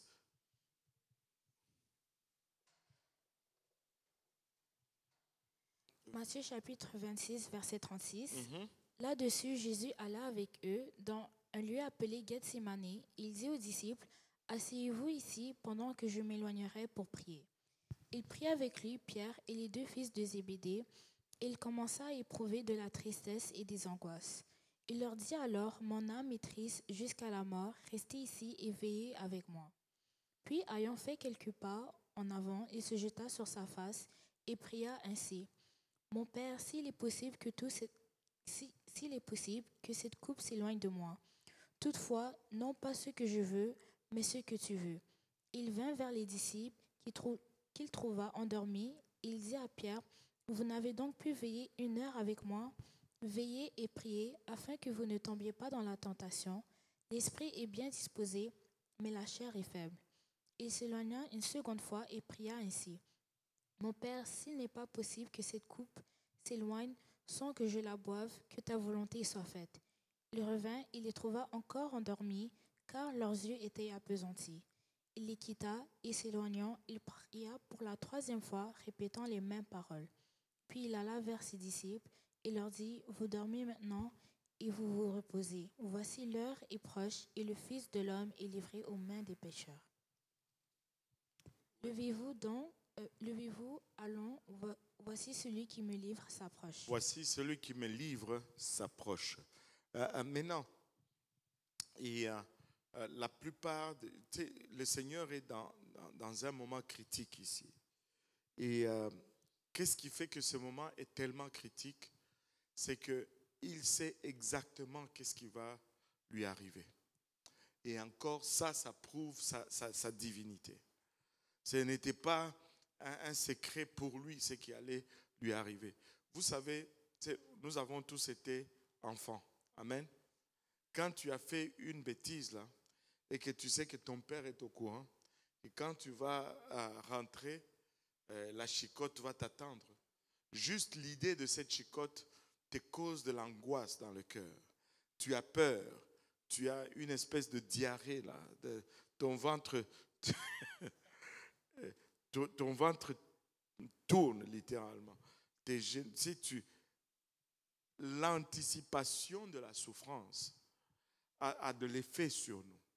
Et plus la souffrance est intense, plus cette angoisse est aussi intense. Et là, le Seigneur, sachant très bien ce qui allait lui arriver, et son corps n'a pas envie de subir ce qu'il allait subir. Et tu sais, des fois, tu vois juste quelqu'un se faire mal et tu sens tout ton corps. Mais toute cette souffrance lui était destinée. Et son corps, anticipant cela, réagissait. Et il le dit même lui-même, priez parce que l'esprit est bien disposé, mais la chair est faible. La chair est faible. Vous savez quoi? La chair qu'il avait c'est la même chair que vous avez. Cette chair faible. Et ici, les gens vont dire, ben voilà, il est en train de prier, il dit Père. Et c'est le Fils qui est en train de prier à son Père. Et on voit les deux dans le même passage ici. Mais, et très souvent, quand on nous dit cela, en tant qu'unicitaire, on panique. Mais il ne faut pas paniquer. Il n'y en a pas deux ici. Il n'y a qu'un seul. Et là, on va vous dire, est-ce que Jésus priait à lui-même? Et ça, c'est la schizophrénie. Ils vont vous balancer cela. Il dit, regarde, il ne faut pas avoir peur de dire que oui, il priait à lui-même. Parce qu'il est le Dieu manifesté dans la chair. Et ça serait, demandez-leur d'abord de vous énoncer, de vous donner l'énoncé de la Trinité. C'est quoi l'énoncé de la Trinité? L'énoncé de la Trinité, c'est qu'il y a 3 personnes en Dieu qui sont coégales, coexistants, copuissants, coéternels. Et l'un, le Père n'est pas le Fils n'est pas le Père, mais le Père, le Fils est Dieu. Le Fils n'est pas le Saint-Esprit, en tout cas, une énoncée comme ça. Mais si ils disent qu'ils sont coégales, copuissants, pourquoi alors le Fils prierait au Père? On ne prie qu'à son supérieur. Si le Fils prie au Père, cela fait du Fils inférieur au Père. Or, la Trinité dit qu'ils sont co-égales. Allô? Donc, c'est plus un problème pour le concept trinitaire que ça l'est pour le concept unicitaire. Le concept unicitaire est très simple et très biblique. Il n'y a qu'un seul Dieu créateur du ciel et de la terre, et c'est Dieu dans son essence. Il est esprit. Dieu, premièrement, est esprit. Il n'a pas de chair, il est esprit. Mais c'est Dieu qui est esprit. S'est fait une chair dans le ventre de Marie. Et c'est Dieu qui est esprit, est venu demeurer dans cette chair qu'il s'est fait dans sa plénitude. C'est pourquoi quand on regarde Jésus-Christ, dans sa chair, il est fils, mais dans son esprit, il est le Père qui a engendré cette chair dans laquelle il habite. C'est pourquoi il est en même temps Père et il est en même temps Fils. Et à Gethsémani, c'est le Père, plutôt, c'est la chair qui est en train de prier à l'Esprit. Ce n'est pas un Dieu Fils qui est en train de prier un Dieu Père. Tu dis, mais pourquoi est-ce que la chair prie à l'Esprit? Ben, la chair doit prier toujours à l'Esprit parce que la chair prie à Dieu. Et Dieu est Esprit. Même nous, qui recevons le Saint-Esprit, si nous voulons que notre chair soit soumise à l'Esprit que nous avons reçu, nous devons prier. Si tu ne pries pas, la chair ne va pas être soumise à l'Esprit, au Saint-Esprit qui est en toi. Et le processus est le même. Jésus était en train de prier, mais l'affaire avec lui, c'est que l'Esprit qu'il a reçu, l'Esprit qui était en lui, c'est la plénitude de l'Esprit de Dieu. Et pour que sa chair fasse ce que l'Esprit veut, il devait prier. Si tu arrêtes de prier, mon ami, ta chair ne va pas faire ce que l'Esprit que tu as reçu veut que tu fasses. Il faut prier. Il faut prier, maman. Il faut prier. Tu ne pries pas, ta chair va être plus forte. Mais si tu pries, ta chair va être soumise à l'Esprit. Il nous le dit, veillez et priez afin que vous ne tombiez pas dans la tentation. L'Esprit est bien disposé, mais la chair est faible. La chair est faible. Ton premier ennemi, c'est ta chair. La chair de Jésus ne voulait pas aller à la croix. La chair de Jésus ne voulait pas subir. Et il était tellement en connaissance de ce qu'il allait subir que lorsqu'il priait, l'agonie et l'angoisse l'ont littéralement amené dans un état où le stress était tellement intense qu'il suait, qu'il transpirait littéralement du sang. La science explique cela par le fait que si tu es sous une...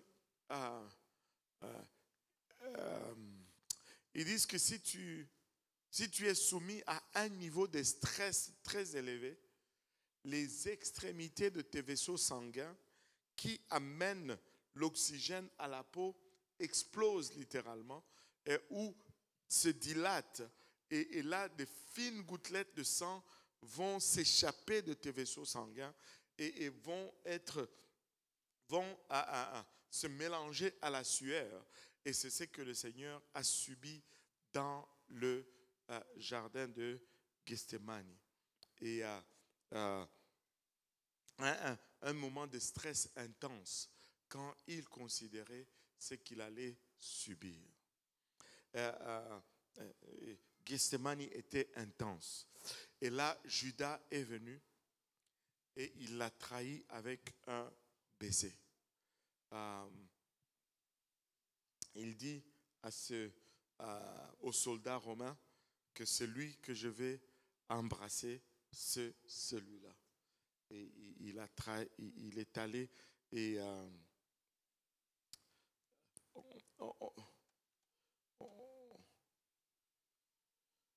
on va le lire, verset 47. Comme il parlait encore, voici Judas, l'un des 12, arriva, et avec lui une foule nombreuse armée d'épées et de bâtons, envoyés par les principaux sacrificateurs et par les anciens du peuple. Celui qui le livrait leur avait donné ce signe: celui que je baiserai, c'est lui, saisissez-le. Aussitôt, s'approchant de Jésus, il dit: Salut Rabbi, et le baisa. Jésus lui dit: Mon ami, ce que tu es venu faire, fais-le. Alors ces gens s'avancèrent, mirent la main sur Jésus et le saisirent. Et voici, un de ceux qui étaient avec Jésus étendit la main et tira son épée. Il frappa le serviteur du souverain sacrificateur et lui emporta l'oreille. Alors Jésus lui dit: Remets ton épée à sa place, car tous ceux qui prendront l'épée périront par l'épée. Penses-tu que je ne puisse pas invoquer mon Père, qui me donnerait à l'instant plus de 12 légions d'anges?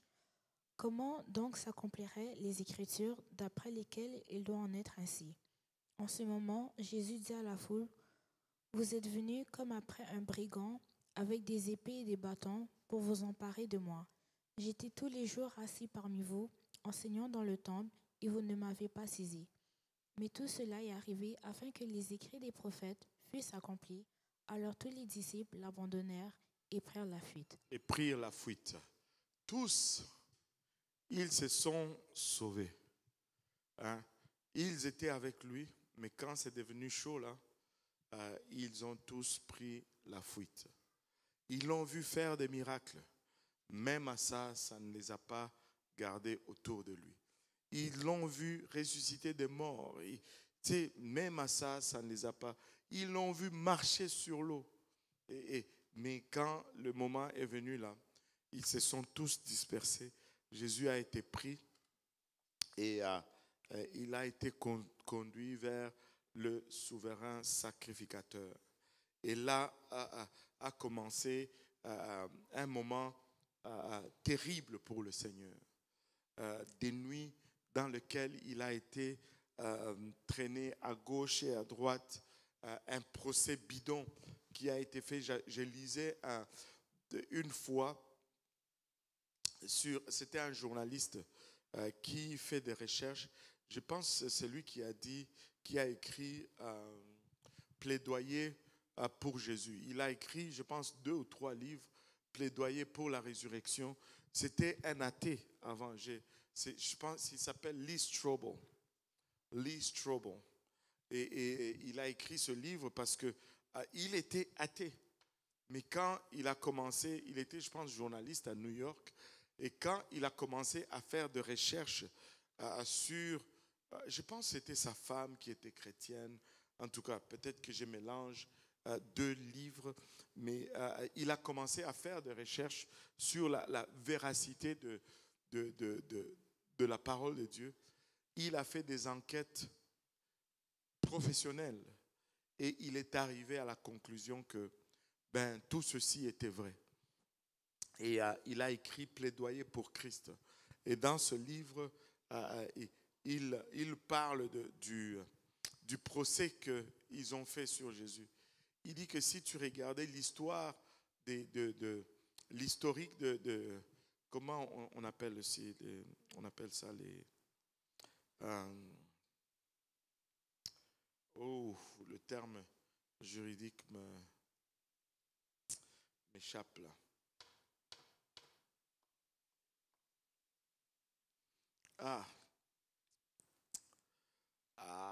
Bon, c'est parti. Jurisprudence. Voilà, jurisprudence. Quand il y a un cas et qu'un jugement a été donné, on va se référer à ce cas-là pour les futurs jugements qui ressemblent à ce cas-là. Et dit, si tu regardes dans l'histoire de jugement, tu regardes toutes les jurisprudences, il dit que le procès de Jésus est le procès le plus bidon qui n'existe dans l'histoire des procès de l'humanité. 2 témoins dont on ne connaît même pas le nom ont été amenés ça et là, qui ont témoigné de fausseté sur lui et on l'a condamné à base de cela. Et maintenant, il a été condamné, il a été torturé, et le but de ces tortures, c'était de lui faire avouer ce qu'il n'avait pas dit ou ce qu'il n'avait pas fait. Si on regarde, lui-même déclare ceci: j'ai enseigné parmi vous. J'ai toujours été là. Tout ce que j'ai dit, je l'ai fait en présence de vous tous. Mais pourquoi venez-vous me chercher maintenant comme ça? Mais tout ce qui lui arrive avait été déjà prédit par les prophètes. Regardons un peu ce qui s'est passé chez Caïphe. Verset 57.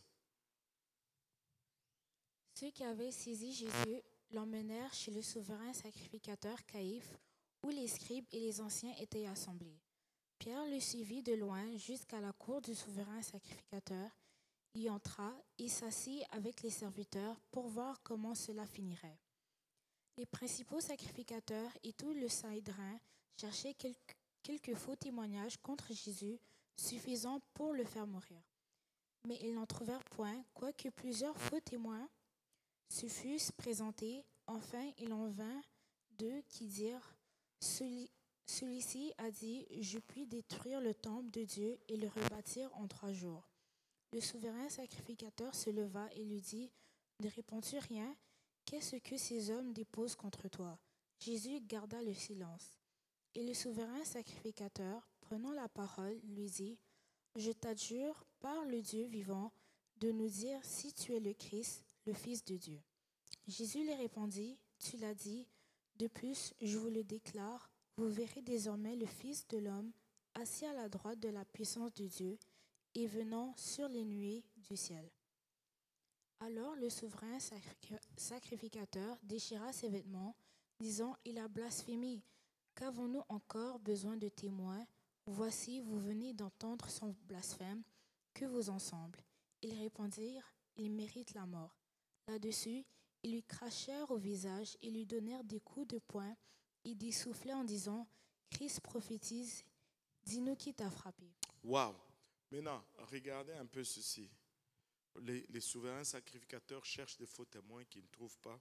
Finalement, un qui vient dire, lui, il avait dit qu'il allait détruire le temple dans 3 jours, en 1 jour, et le reconstruire dans 3 jours.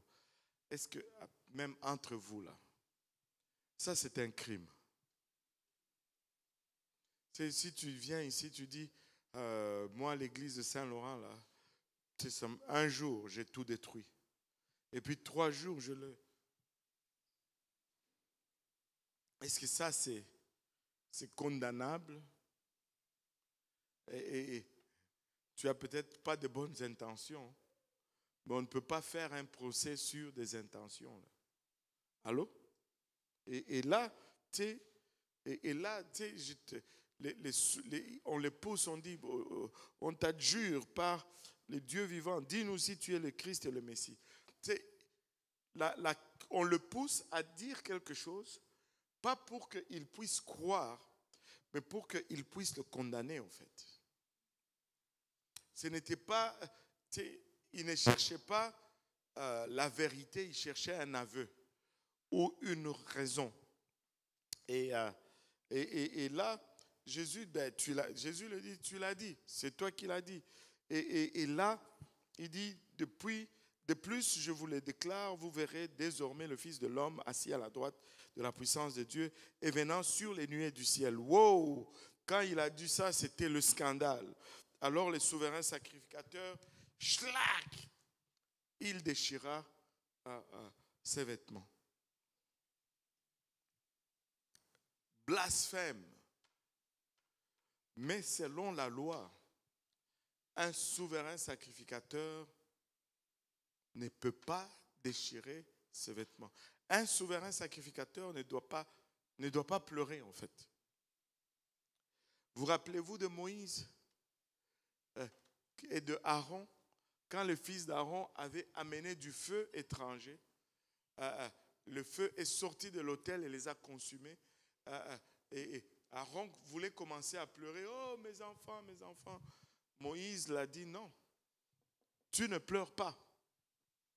Est-ce que vous vous souvenez de l'histoire? Mais c'est quoi la raison? Pourquoi ça? Au fond,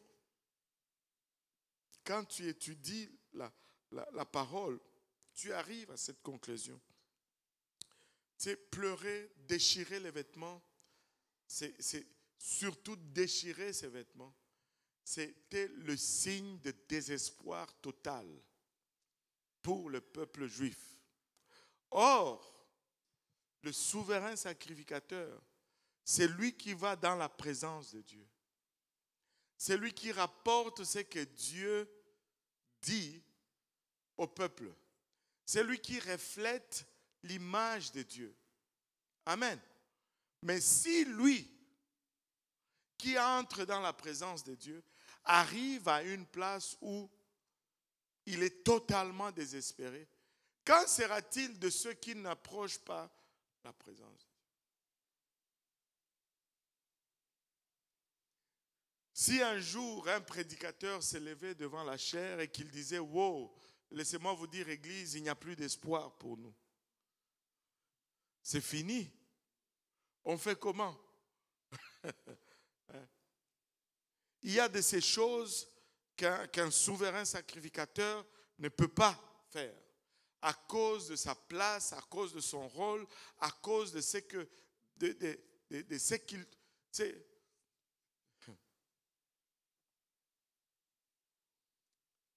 Nous avons une responsabilité devant le monde. Amen. Si nous, l'Église, nous devenons désespérés, Seigneur, quand on nous dit dehors, c'est pourquoi tu dois sourire tout le temps. C'est pourquoi tu dois toujours relever la tête. Sinon, qu'est-ce que tu vas dire à ceux qui sont perdus, ceux qui ne connaissent pas Dieu? Toi, tu veux leur dire, oh, Jésus-Christ, reviens, nous sauve. Mais toi-même, tu as toujours la tête baissée. Tu es toujours triste. Tu es toujours abattu. Personne ne va vouloir te suivre. Allô? Alléluia. Peuple de Dieu, soyons joyeux, soyons enthousiastes. Vivons comme ceux qui ont vraiment de l'espoir. Vivons comme ceux qui parlent au Dieu d'éternité. Vivons comme ceux qui ont accès au trône de grâce. Allô? Oh Seigneur Jésus, vous me semblez abattu aujourd'hui. Secouez-vous un peu. Alléluia. Soyez souriants, soyez enthousiastes. Nous prêchons l'évangile de l'espoir. Oui, le monde va bien, mais nous avons la solution. Nous avons la réponse.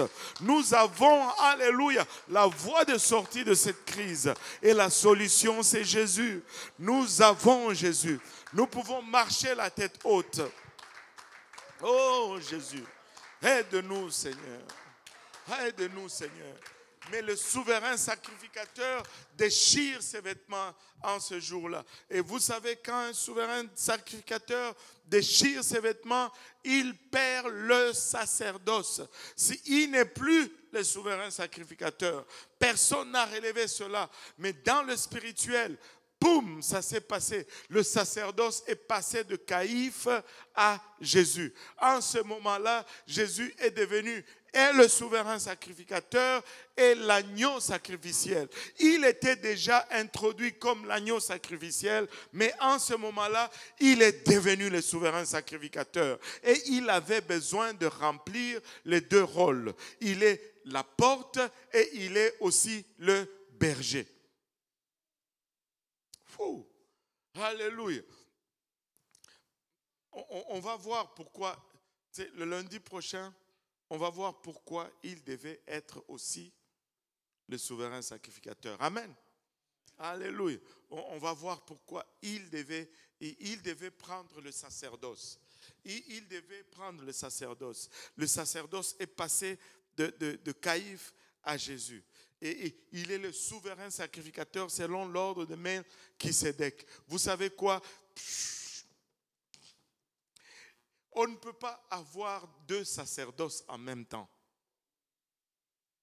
On ne peut pas avoir deux alliances qui courent en même temps. Oh Seigneur Jésus. Alléluia. Il fallait qu'on mette une pause sur le sacerdoce aaronique et qu'on introduise le sacerdoce de Melchisédek. Alléluia. Lundi prochain. Est-ce qu'il y a des questions pour aujourd'hui? Oui, Michael. Quand Michael lève la main, tu as peur parce qu'avec lui, tu ne sais jamais dans quelle direction ça va aller. Shoot. Une petite question. Oh, alléluia. Au salut dans l'Ancien Testament.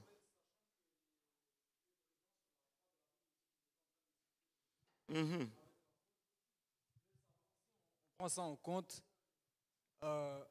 Et aussi, ma vraie question, en fait, c'est comment on fait pour être sauvé, genre dans l'Ancien Testament, genre pour les gens de l'Ancien Testament. Dans l'Ancien Testament, il faut obéir à la loi, c'est-à-dire, à chaque année, tu offres un sacrifice d'expiation, que tu amènes la brebis et que tu trouves que le souverain sacrificateur accepte ton offrande et qu'il dit que tes péchés sont absous. Or, celui qui était à la croix, justement, c'était le souverain sacrificateur, n'est-ce pas? Et c'est pourquoi j'ai donné l'exemple du juge. Les juges peuvent lever une sentence. Et Jésus était le juge. Et il a levé la sentence de cet homme-là à la croix.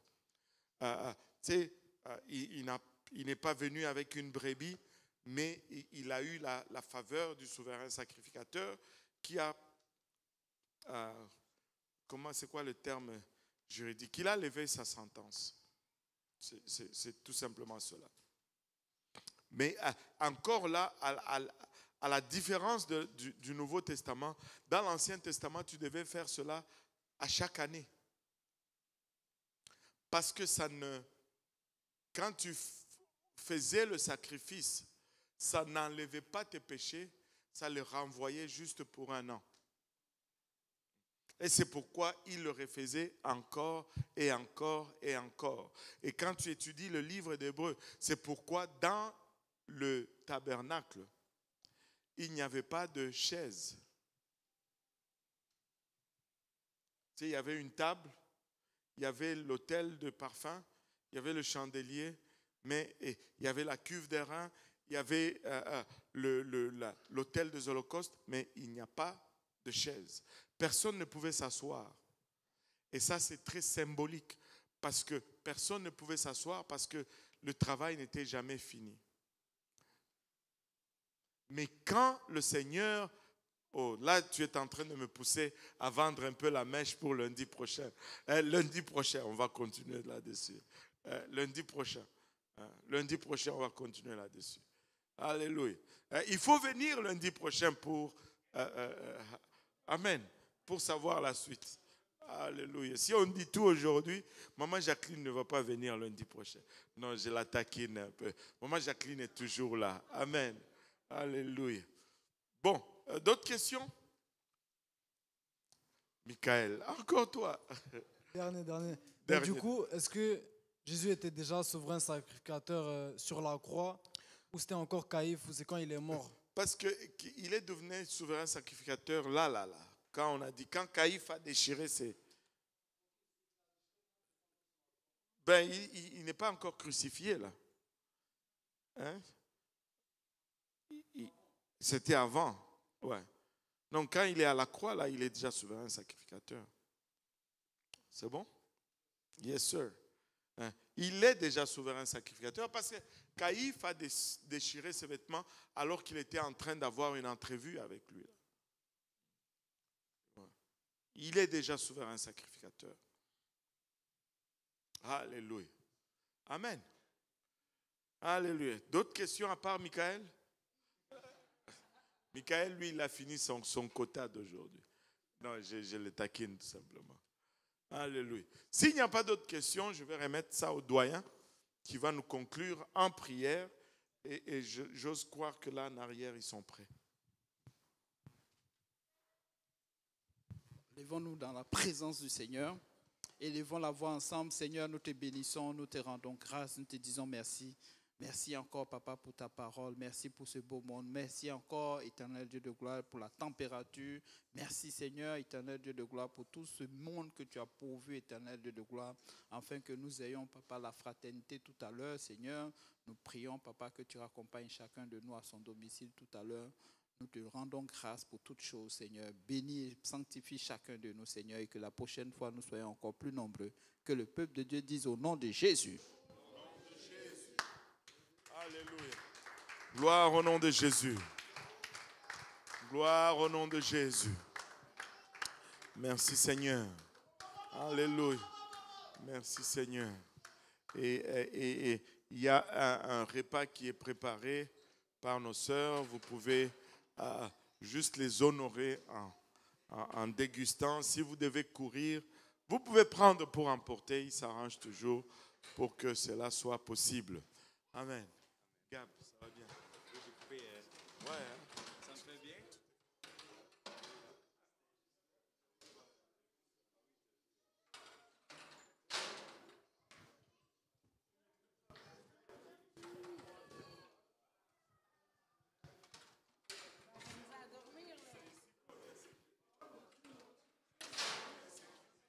Et on fait ça pour que les gens aillent enseigner.